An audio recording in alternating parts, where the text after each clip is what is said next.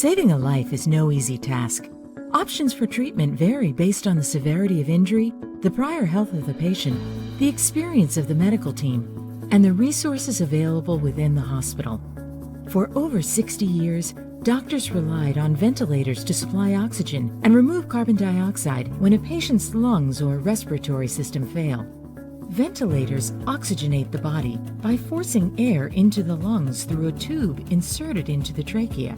As the ventilator pumps air into the body, the lungs inflate to mimic the process of breathing. When the ventilator finishes delivering a breath and the airway pressure drops, air is exhaled from the body and the lungs deflate. While this mechanical imitation of breathing can achieve the same goals as spontaneous breathing,